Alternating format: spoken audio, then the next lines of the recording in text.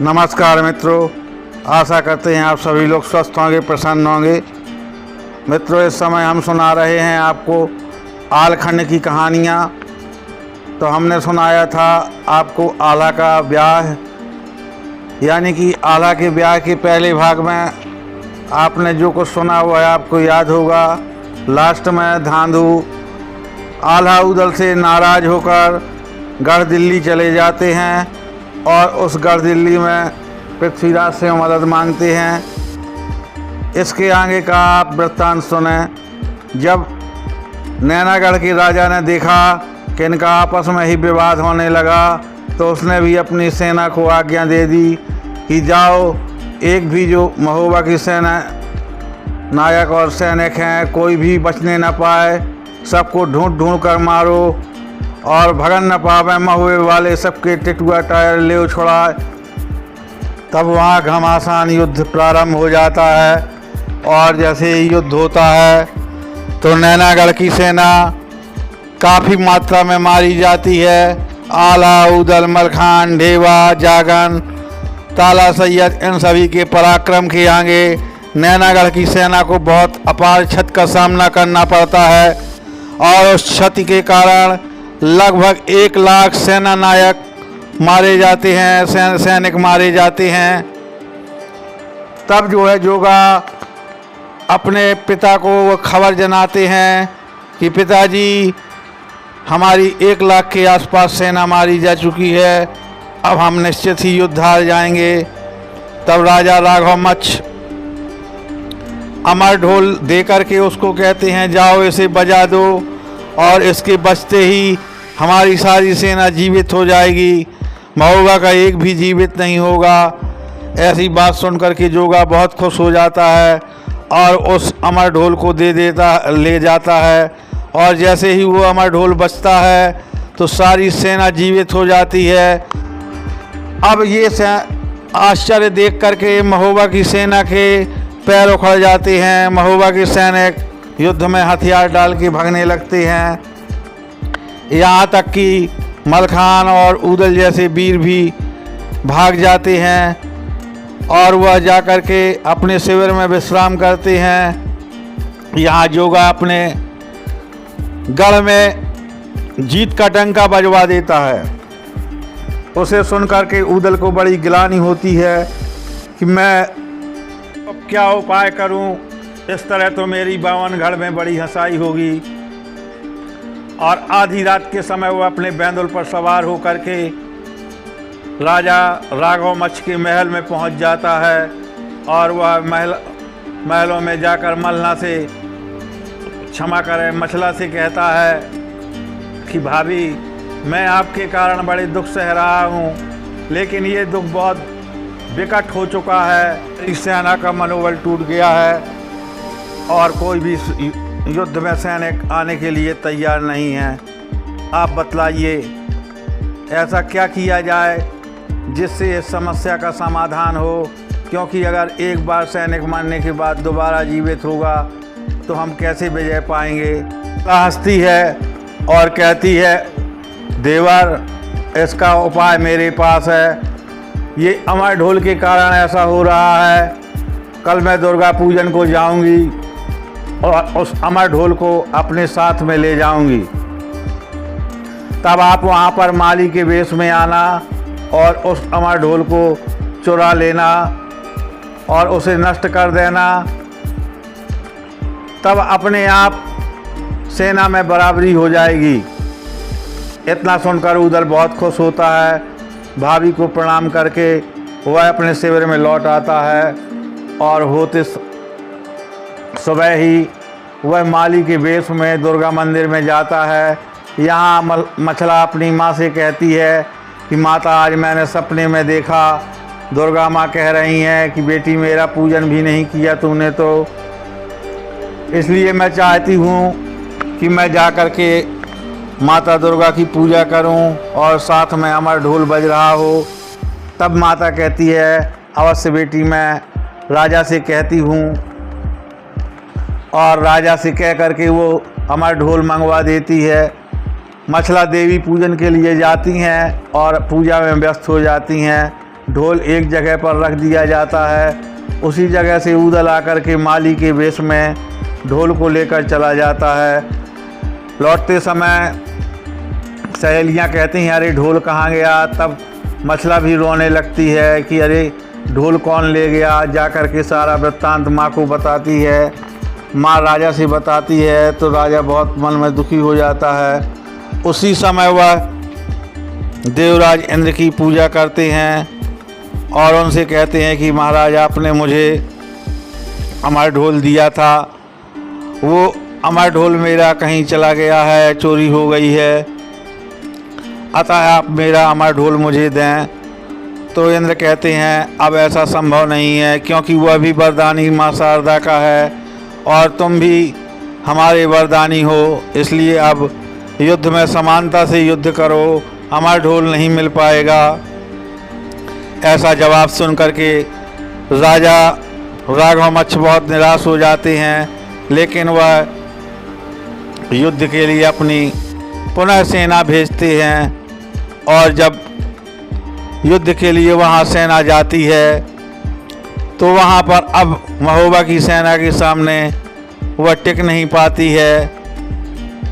युद्ध में काफ़ी क्षति होती है और जब सायंकालीन युद्ध बंद होने लगता है तब तक भोगा बंदी बना लिया जाता है और बंदी बनाने के बाद युद्ध बंद हो जाता है। जोगा और ब्रजनंदन दोनों राजकुमार जब लौट कर महलों में पहुंचते हैं तब वह पिता से कहते हैं पिताजी अब क्या किया जाए, भोगा तो वहां बंदी बन चुका है और युद्ध में हमारे काफ़ी सैनिक भी हताहत हुए।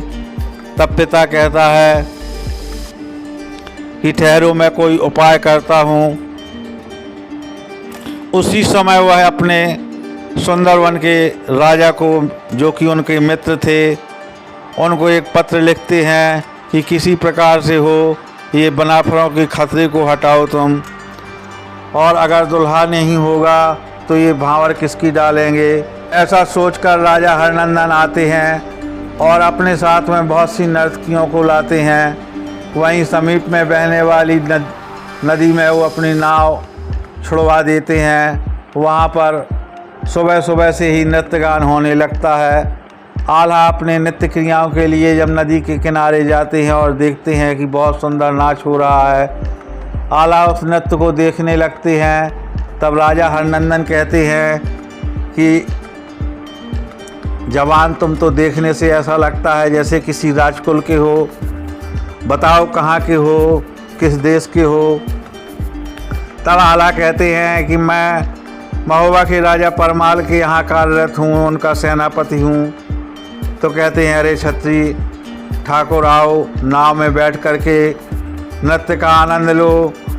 आल्हा जा कर के बैठ जाते हैं और जब वह नृत्य आदि में मुग्ध हो जाते हैं उसी समय नाव को इशारा दे देते हैं।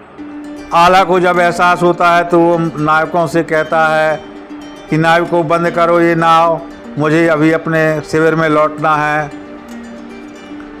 तब महाराज कहते हैं अभी आपको नृत्यगान वहाँ दिखा करके हम वापस इसी नौका से छुड़वा देंगे।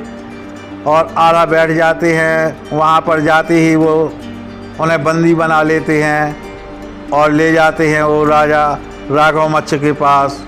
राघवमच्छ वहाँ पर उनको हरे बांस से बहुत अधिक पीटते हैं और तब आल्हा गुहार मार कर रोने लगते हैं, कहते हैं ऊदल मुझे बचा लो, ऊदल मुझे बचा लो। अरे राजा तुम किसी को बांध करके ऐसे कैसे मार सकते हो। लेकिन राजा राघवमच्छ एक नहीं सुनता और उसके बाद में उनको वो कारागृह में डलवा देते हैं। वहाँ पर वो रात दिन यही गुहार लगाते हैं कि ऊदल कब मुझे छुड़ाओगे। और जब यहाँ काफ़ी समय बीत जाता है तब वह विचार करते हैं। ढेबा से कहते हैं भाई तुम शगुन उठाओ, क्या कारण है, दादा किधर चले गए, दादा का कोई पता नहीं है। तब ढेबा शगुन विचार कर कहता है भाई चिंता न करो, लेकिन तुम्हें घोड़े वाला बनना पड़ेगा। और वो सारी बातें उसे समझा के भेजता है। ऊदल घोड़े वाला बनता है और जा कर के वह राघव मच्छ के दरबार में दिखाता है कि ये देखिए कितने सुंदर घोड़े लाया हूँ। राघव मच्छ कहते हैं घोड़े तो वाकई बहुत अच्छे हैं, लेकिन ये कुछ गुण भी रखते हैं कि नहीं। ऊदल बोला बहुत अच्छे घोड़े हैं, आप खुद सवारी करके देख लें। लेकिन राजा के किसी भी सैनिक को वो घोड़े अपने ऊपर सवार नहीं होने देते, और जब ऐसा होता है तो राजा कहते हैं कि ये घोड़े कैसे हैं तुम्हारे जो सवार को ही नहीं बिठाते। बोले मैंने पहले कहा था कि महाराज मेरे बहुत खूनी घोड़े हैं, इन पर तो केवल महोबा के ही जवान सवारी कर पाते हैं। अगर कोई महोबिया होता तो अब तक वो इसकी पीठ पर बैठ चुका होता। तब राजा राघव मच्छ कहते हैं जाओ बंदी को ले आओ, देखते हैं कैसा घोड़ा है। आला आते हैं और बाज करेलिया पर जो ही बैठते हैं तो ऊदल उनको इशारा कर देता है। आला तत्काल वहाँ से निकलने के लिए तत्पर हो जाते हैं, और उसी समय ऊदल भी कहता है मैं जो है कोई घोड़े वाला नहीं हूँ, मैं देशराज का लाल ऊदल हूँ। मही बैनला को चढ़वैया मही आओ दशराज को लाल। इतना कह कर के ऊदल चला जाता है। कहता है राजा तुम्हारी भुजाओं में बल हो तो आ जाओ युद्ध के लिए। और जाकर अपने डेरे तमुओं में पहुंचते हैं। बस वहीं से वो युद्ध का शंखनाद करते हैं और अपनी सारी सेना को लेकर के महल को चारों ओर से घेर लेते हैं। यहाँ भोगा क्षमा करें जोगा आता है युद्ध के लिए, उसके साथ में ब्रजनंदन होता है। लेकिन इन दोनों को भी महोबा की सेना बंदी बना लेती है। बहुत विकट युद्ध होता है जिसमें रक्त की नदी बह गई। ऐसा लगता था मानो यहाँ पर पहाड़ लग गए हैं शवों के। ऐसे भीषण युद्ध के बाद जोगा को बंदी बना लिया जाता है, ब्रजनंदन को, और राजा राघव मच्छ आकर के विवाह करना स्वीकार कर लेते हैं। ये लोग जैसे ही इन सबको छोड़ करके और शिविर में जा कर के तैयार होने लगते हैं भावरे के लिए, उसी समय माहिल आकर राघव मच्छ के फिर कान भर देता है। तो वो अपने महल के अंदर बहुत सारे सैनिकों को छिपा लेते हैं और आला ऊदल के साथ में कुछ एक व्यक्ति ही जाते हैं, क्योंकि वहाँ तो विवाह करने गए थे, कोई युद्ध थोड़ा होना था। तो वो लोग 150 लोग आदमी साथ में थे। वहाँ पर पहुँचे। जैसे ही पहली भांवर पड़ती है तो जोगा अपनी तलवार का वार करता है, जिसको मलखान अपनी ढाल पर ले लेते हैं। इस तरीके से 3 भांवरों में 3 प्रकार का आक्रमण करते हैं, और चौथी भांवर के पड़ते ही सारे सैनिक निकल पड़ते हैं। लेकिन युद्ध में जब महोबा वाले फिर भी जीतने लगते हैं, तब राजा राघव मच्छ जादू के द्वारा इन्हें पराजित करना चाहते हैं। और जब मछला देखती है कि मेरे पिताजी अनीत कर रहे हैं, जादू का मुकाबला जादू से ही होना चाहिए, तब वो अपने वीर मोहम्मदा वाली पुड़िया को खोल देती है। राजा राघव मच्छ का जादू फेल हो जाता है, और इस प्रकार से मछला की 7 भावनाएं पड़ जाती हैं। और वो डोला लेकर के जैसे ही विदाई का समय आता है, तब वहाँ से पृथ्वीराज अपनी सेना लेकर के आ जाते हैं, क्योंकि धांधु ने 2 हाथी एक साथ पछाड़कर राजा पृथ्वीराज का मन मोह लिया था। तो बस वो उसके साथ सारी सेना लेकर आते हैं और आकर के युद्ध का बिगुल बजा देते हैं। राजा पृथ्वीराज की सेना से 1 पहर तक युद्ध होता है। उसी बीच में धांधु और ऊदल का मुकाबला हो जाता है। ऊदल धांधु के गुर्ज के प्रहार से मूर्छित हो जाता है। तभी ब्रह्मा आकर के उसे ललकारते हैं कि अरे मूर्ख, तुझे शर्म नहीं आती है, कुल घात करता है। कल तक तू हमारा नमक खाता रहा और आज तू हमारे साथ ही नमक हरामी कर रहा है। ठहर जा, मैं जो तुझे अभी मज़ा चखाता हूँ। ऐसी बातें ब्रह्मा की सुन कर के धांधु को कुछ लज्जा आई और उसने शर्म से अपना सर झुका लिया। बोला मालिक, इन लोगों ने मेरे साथ गलत किया और उसमें आपके पिताजी ने भी कोई सही निर्णय नहीं दिया। मैं इस अपमान के कारण आप लोगों को छोड़ के गया हूँ। तब ब्रह्मा कहते हैं अब भी कुछ नहीं बिगड़ा है, अभी भी तुम महोबा वापस आ जाओ। तब धांधु कहता है नहीं महाराज, आज आपकी मैं आन रख रहा हूँ और मैं ऊदल को छोड़ के जा रहा हूँ, लेकिन जब भी कभी हमारा दांव पड़ेगा तो मैं ऊदल से बदला ज़रूर लूँगा। और इतना कहकर धांधु लौट जाता है। पृथ्वीराज से कहता है, महाराज चलिए, मछला का विवाह तो हो चुका, अब हमारा यहाँ कोई काम नहीं है। इस प्रकार पृथ्वीराज की सेना लौट जाती है और ये लोग महोबा के लिए प्रस्थान कर जाते हैं। और जब महोबा पहुँचते हैं तो महोबा में बहुत ही उल्लास का माहौल आ जाता है और उस उल्लास के बीच में इनकी जो है मुंह दिखाई का कार्यक्रम होता है। रानी मल्ला मछला रानी को 9 लखा हार भेंट करती हैं। रानी देवला भी बहुत बेशकीमती हार देती हैं। इस प्रकार से हर्षोल्लास पूर्वक आला के ब्याह की खुशियां मनाई जाती हैं। महाराज परनमाल के यहाँ दिन रात नगाड़ों की ध्वनि होने लगी और वहाँ पर तबला सारंगी आज बजने लगे, नर्तकियों के नृत्य होने लगे और कुछ इस प्रकार से हुआ आला के विवाह का समापन। मित्रों, मैंने आपको अपनी क्षमता के अनुसार सारा वृत्तांत कह सुनाया है। आप लोगों को कैसा लगा अपने कमेंट्स के माध्यम से मुझे ज़रूर बताएं, क्योंकि दोस्तों आप लोगों की राय ही हम लोगों को प्रोत्साहित करती है। इसलिए मैं आप सभी से निवेदन करता हूं कि जैसा भी लगा हो कृपा करके आप हमें ज़रूर बताएं। आप सब कृपया मुझे सब्सक्राइब करें। आप सभी लोग मेरे साथ बने रहे। बहुत बहुत धन्यवाद। नमस्कार।